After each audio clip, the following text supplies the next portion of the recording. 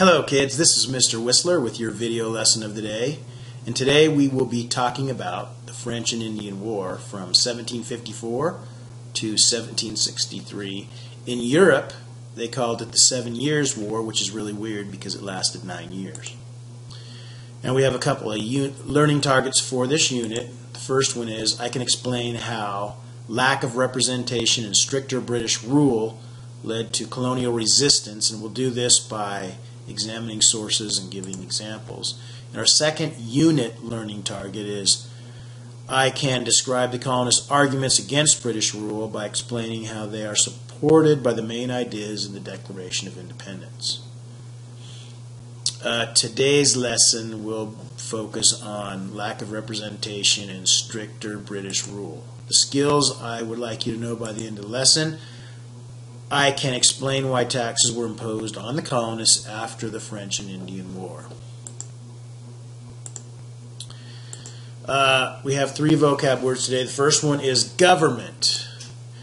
Now, government is the people who make the laws, carry out the laws, and settle disagreements about the laws. Now, the first one, the people who make the laws, belong to the legislative branch, and the legislative branch, the people who make the laws, consists of Congress. So Congress makes the laws.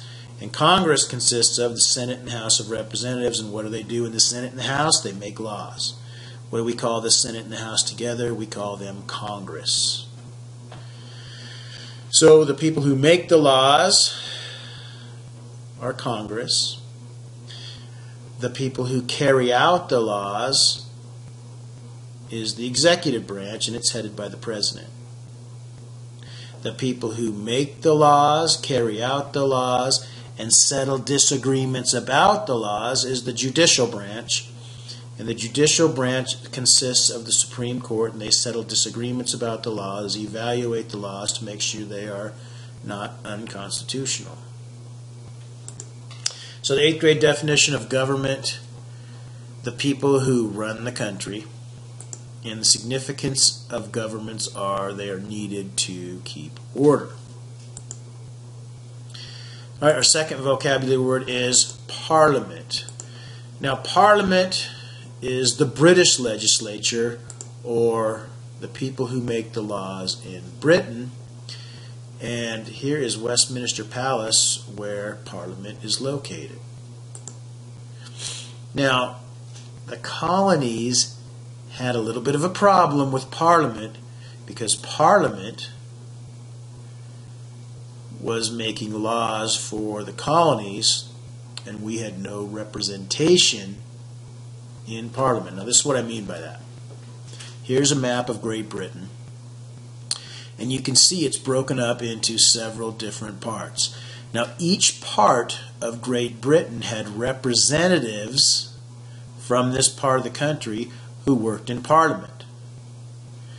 This part had representatives, people who lived in this area, who were elected to go work in Parliament and help create laws. Now, when these different parts of England had representatives working in Parliament, it meant that they had a say in the laws that were created. So this was very, very important to the English people. Now, the English colonies in America, the 13 colonies, they were part of England. And they did not have representatives who worked in Parliament to help create laws for the colonies. So the colonists felt like their rights as Englishmen were being violated. And once again, Parliament was making laws for the colonies without any colonists there, so they had no representation. The colonists didn't like this. So our final vocab word is militia. And a militia basically is a group of civilians or a group of regular people trained to fight in emergencies. Now, basically what they did is, after their jobs, they were teachers and doctors and lawyers and shopkeepers. They would come out once every couple of weeks or once a month, and they would march around and practice being soldiers, and so they could, if they were called out in an emergency, they could handle the situation. Now, the significance of a militia is they were not professional soldiers, and they were not as good as professional soldiers. And in the day, the professional British soldiers were called regulars. All right, in the 1700s, in Europe, there were three superpowers: Great Britain or England, France, and Spain. Now, France and Britain were the strongest of the three, and they constantly competed around the world for wealth. They would create colonies all around the world, and colonies meant money for the country that created these colonies. And France and England were constantly competing against each other for this worldwide wealth so they could become more powerful. So this rivalry between the French and the British carried over to the American colonies because they were both competing for natural resources in the colonies like lumber, land, and furs.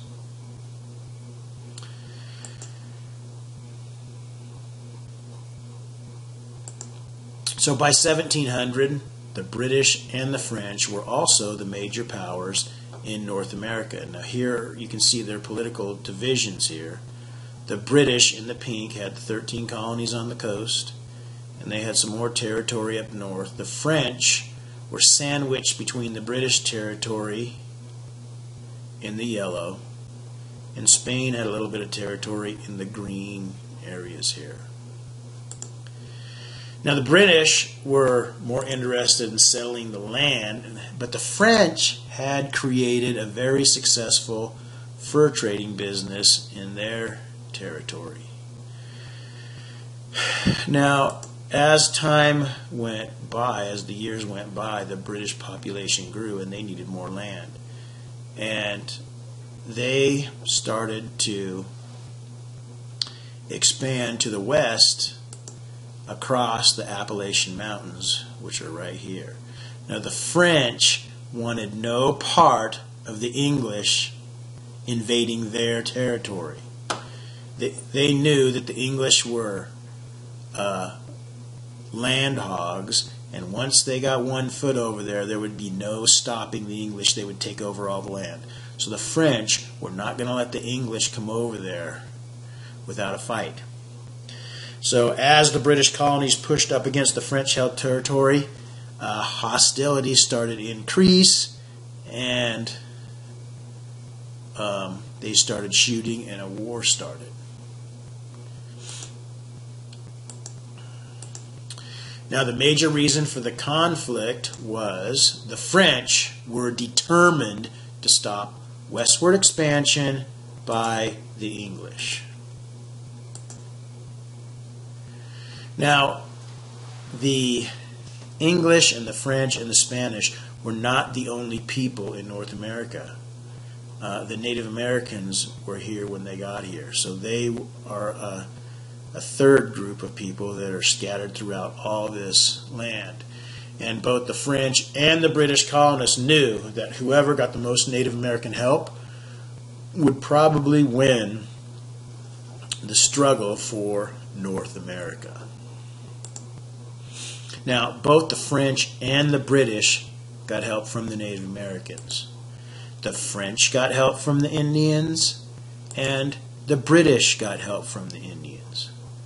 But the British lucked out and got help from the stronger Native American, and so that helped them greatly during this war. So, in 1753, a group of Virginians from down in this area decided that they wanted to settle the Ohio Valley up in this area on French-held territory. Well, they sent a 21-year-old George Washington, a surveyor at the time, over to this area to talk to the French. And he was instructed to tell the French that they were trespassing on British territory and to get out. "Gentlemen, you're trespassing on British land. Would you please leave?" "No, George Washington, you leave. This is French land." So they told George Washington to take a hike. So he goes back. So he goes back and tells them what the British said. So they make George Washington a lieutenant colonel and give him 150-man militia, and they wanted him to go over in that area and build a fort where the Allegheny River ran into the Monongahela River, right where Pittsburgh is today. So this is a blow-up of this area. Right here was where he was instructed to go build that fort. Here's the Allegheny River. Here's the Monongahela River. They wanted to build a fort right there. Well, the French were already there, and they were building Fort Duquesne. And later on, Fort Duquesne became Fort Pitt. And after that, Fort Pitt became Pittsburgh. So in this area is where Pittsburgh is today. Well, when George Washington gets there, he sees that they're already building a fort. So he goes down the road a piece down here and builds his own fort. And he called it Fort Necessity. And this is a picture of Fort Necessity right here. Well, greatly outnumbered, he had 150-man militia, and he was going against 3,000 French regulars. But this tells you the kind of soldier Washington was, or the type of person he was. He takes his 150-man militia and he attacks the French. Well, he's greatly outnumbered, so the French pretty easily surround him and force Washington and his militia to surrender. So he's captured, and they hold him for a while, but eventually George Washington is released, and he goes back home. And when he goes back home, he writes up his story and publishes it. And when people find out about what George Washington did, he becomes this huge war hero, this like rock star guy. He's like 21 years old, and he's one of the most famous people in all the 13 colonies. So even though they lost, Washington was considered a hero who struck the first blow against the French. Now this marked the beginning of what the colonists called the French and Indian War, because the colonists, who were English, fought two enemies, the French and the Indians. So the French and the Indian War was really between France and England. And it was part of the 7 Years' War, which is what they called it in Europe.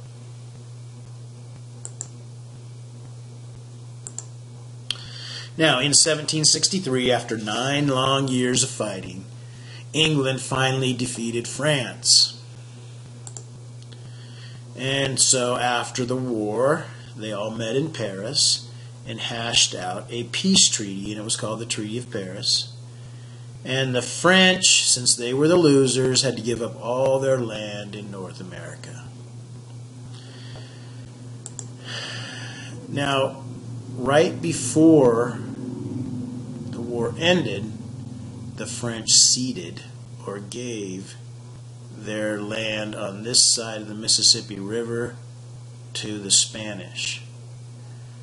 So when the war was over, the English only got land up to the Mississippi River, because the French saw that they were going to lose the war, and they gave this land to Spain before the war was over, so there's really nothing the British could do.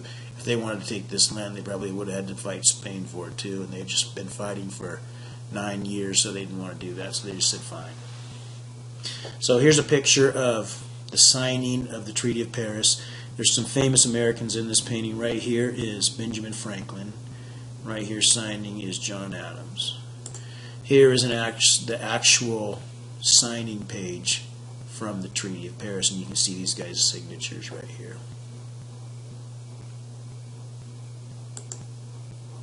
Well, after the Treaty of Paris, Britain and Spain were the European countries who controlled most of the land in North America. You can see after the Treaty of Paris, Britain has all this territory and Spain has this territory. So the two countries who controlled North America after the Treaty of Paris were, again, Britain and Spain. Results of the war. The British policy after the French and Indian War was 1, to tax the colonies, and 2, to stop the colonies from moving west.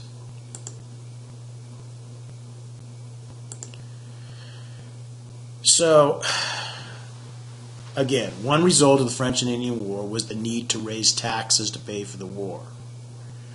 Since Britain saved the colonists from the French, they thought it was only fair that the colonists pay their fair share for the war. Well, the colonists did not see it this way because they had no representation in Parliament. So these taxes, this first thing that they did not set well with them. Well, then Parliament passes another law called the Proclamation of 1763, which basically stopped the colonists from moving west over the Appalachian Mountains. Well, that's kind of weird because that was the whole reason for the war, because the British wanted to move west and get more land. Now the king and Parliament pass a law saying they can't move west. Now they're really mad. They have no representation when they create these laws. They don't have a say. And then England, 3,000 miles away, is telling them they can't move west. Well, the king had a good reason. He was tired of fighting. He owed a lot of money. And he wanted to control westward expansion. There were a lot of Indians over here, and the Indians hated the English because they always took their land. And he knew if they just went over here without any rules, without any control, that they were going to get in fights with Indians, and they'd be in a war all over again with the Indians. So King George III, to prevent more fighting with the Indians and to control westward expansion, issued the Proclamation of 1763, which declared a stop to westward expansion. Now, this wasn't going to be forever, but it still made the colonists mad because there were a lot of them who had already claimed or purchased land on this side of the Appalachian Mountains. So the Proclamation of 1763 angered wealthy landowners because they had already claimed or owned land west of the mountains. These two British laws, the taxes and the Proclamation, were the first of several that made the colonists feel like their rights as Englishmen were being violated. All right, kids, that's your lesson, and I just want you to finish up those questions. This is Mr. Whistler signing off.